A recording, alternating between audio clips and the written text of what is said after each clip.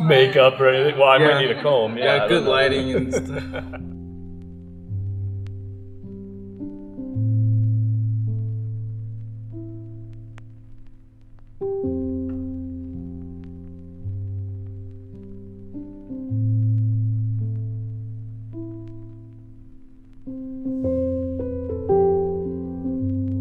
So I'm pretty happy to have Andy here with us today. So I'm gonna do like a quick interview before the class starts. Thank you for being here. Oh, my pleasure. Thank you for coming down from Seattle. Really good workshop. Highly recommend it.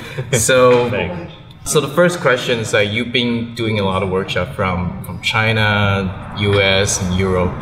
And you're going to England this England year. And Scotland and Spain. Yeah, so how many workshops have you done, like approximately? Oh boy, approximately, I would say, well, I teach about a dozen to 14 a year, and I've been doing it for 10 years, so that's almost 150 or so, the plus workshops, yeah. Is there like a most common question you see in the students?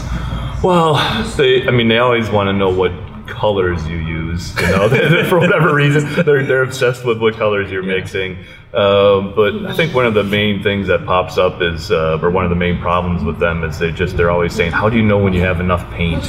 You know, when they're mixing the puddles, as, you know, you've seen in this workshop how important that is to have that nice wet wash so you can just kind of keep working from a wet edge. So that's just something that you have to get your brushes wet and get used to. You know, after a little while you look at your palette and you know you have enough paint there. So, but that's an issue that crops up a lot with them too.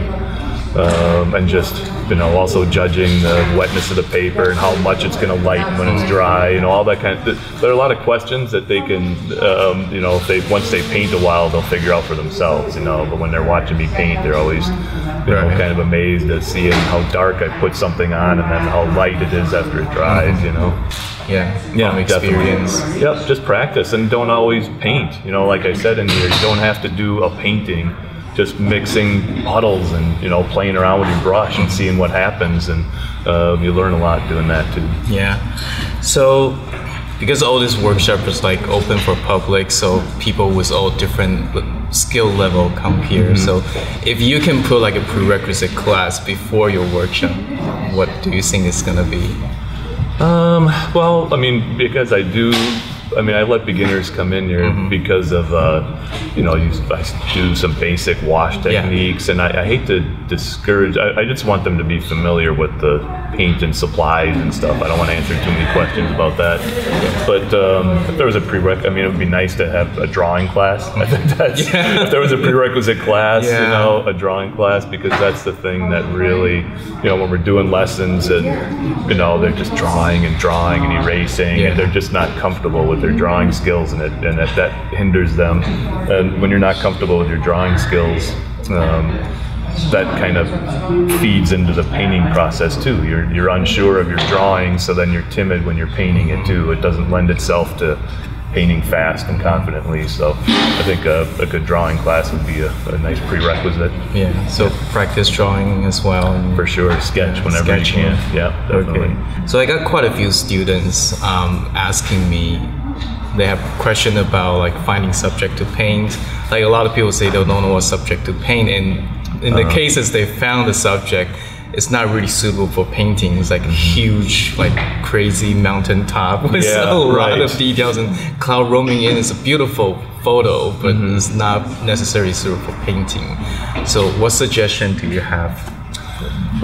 You know, just pick something with fewer, simpler shapes. Like you said, most of the students that when they're going to try and find something to paint, I mentioned that earlier too, you're just setting yourself up for failure. You know, you're coming in with a photograph that has way too much going on, and they tend to almost, I call them calendar photos. You know, they bring them in and they're so over the top, like pretty. And the colors have been, you know, oversaturated and stuff, and they bring these in and try and paint them, and they're just a recipe for disaster. You know, and I think part of the reason they bring that in is because they're not comfortable painting structures or boats and streets. If you look at my work, there's a lot of, you know, even though there's nature and trees and hills and stuff, but there's usually a barn or a harbor with boats. There's something, a structure that has a definite shape.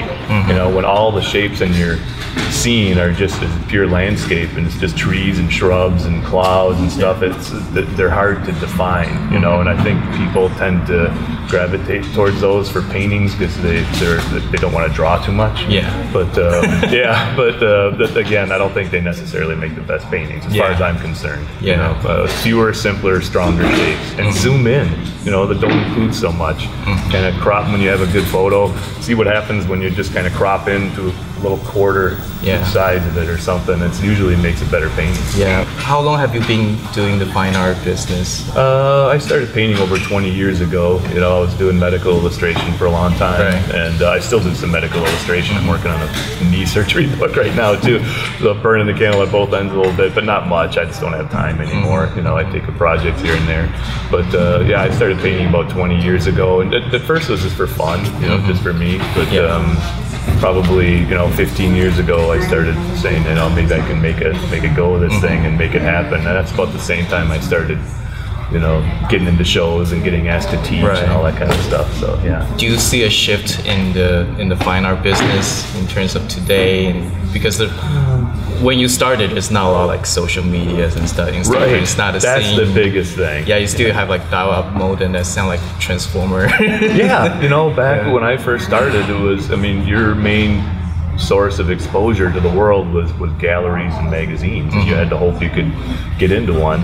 And you know, the gallery scene for watercolor artists is great. You know, oil is still king, and probably always will be. But you know, so despite the galleries, you know, I got into a few magazine articles, and that raised my profile a little bit, and more people started to know who I was. But now, like you said, with social media, my gosh, that's the biggest change, I think, in the world of art in general, and watercolor specifically, I think, because it's a really popular medium all around the world. You know, as soon as I was on Instagram and Facebook, I've got so many friends, you know, China with WeChat, and India and Iran and Russia, and, you know, just all over the place, really good watercolor artists. And now we have this platform to share our work, and I've gotten invited to shows, you know, in Greece and Ukraine, and you know, Fabriano always has those big events, and they start, you know, promoting those on social media, and I'm in that this year too. So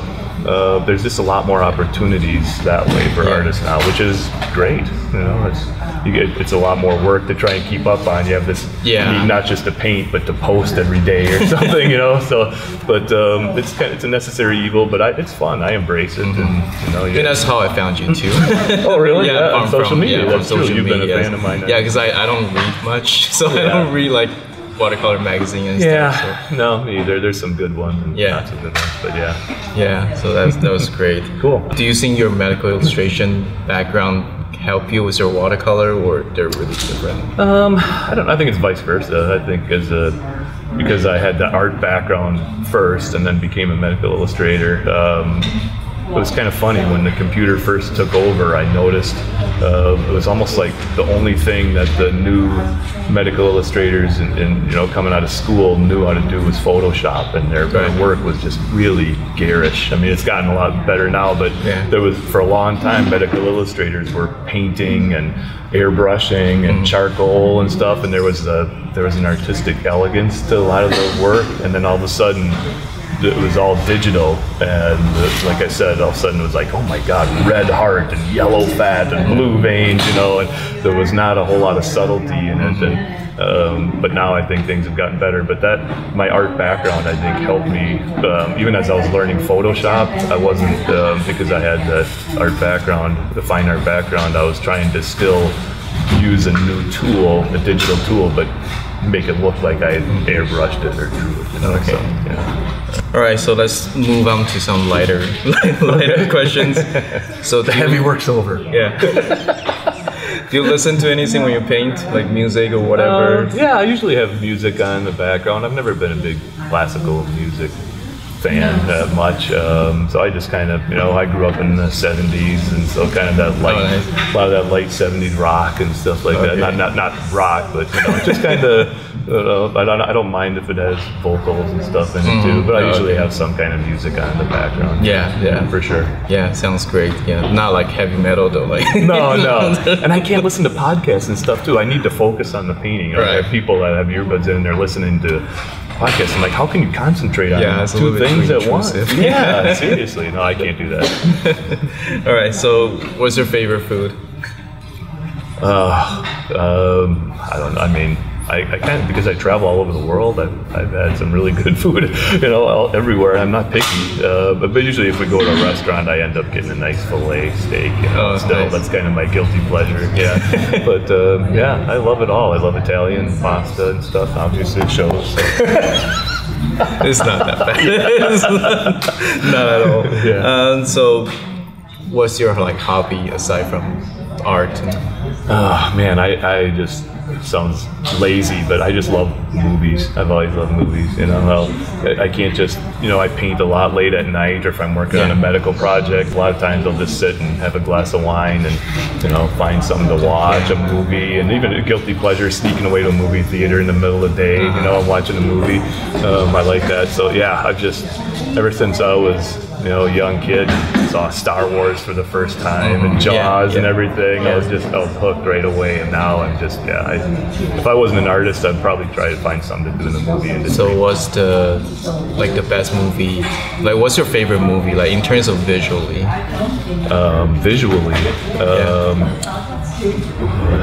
I would say, Hitchcock was so brilliant at framing his scenes. Rear Window is such a great movie. It's Jimmy Stewart. Oh, okay. Yeah, and he's he's in a wheelchair, and so all he can do is look out his back window at his kind of all of his neighbors in this little New York neighborhood, and at first it starts out all lighthearted, and his girlfriend is kind of annoyed because he's just sitting there, she calls him a peeping Tom and stuff, but he has nothing else to do, and he's sitting, and then he starts to get suspicions about something weird happening in one of his neighbor's house, and then he starts suspecting that he murdered his wife, and it's just awesome. It's really good. I mean, there's so many great ones. There's some movies that, maybe not the whole movie visually, but just some certain scenes that just stick with you that are so beautiful, and poignant. Yeah, I'm a video game artist in daytime, so cool. I'm doing environment backgrounds. Okay. But I'm also doing lighting. So now I study a lot the lighting in the movies and how you compose. And it's pretty funny because the things that you taught, how the shape connected and stuff, just the value study, just basically study of lighting. Yeah. So how you frame a picture and how you compose it and connect shapes together with lighting and shadow. It's the same thing as doing cinematography. It's all art. Doing the lighting. It's all art. Yeah, so it's all connected. So I love watching movie too. Don't have as much time, but it's a great visual reference aside from looking at other paintings. I agree. Yeah. In fact, there's a lot when I'm on the road sometimes by myself in the hotel room, and I'll get I'll pause, and then just do a little sketch from it. Pause frame study. Just because there's a certain scene that just kind of caught my eye because of the way it was shot and framed and stuff. It's kind of fun. Yeah. Out of all the places you've done workshop, what's your favorite place out of the past couple of years or so? Well, I haven't taught a workshop there yet, but England. I shot my DVD there, and I'm going to teach a workshop there soon. Okay. And just because the British watercolor artists were so influential on me, how I developed my style, and that landscape just. It just pulled me. I love it. It's so beautiful. There's something about it. I'm not much of a sunny California guy. I'd much prefer the drama and the hillsides and the misty, air of England and the coast down there in Devon and Cornwall. And so, the UK, I love it. Okay.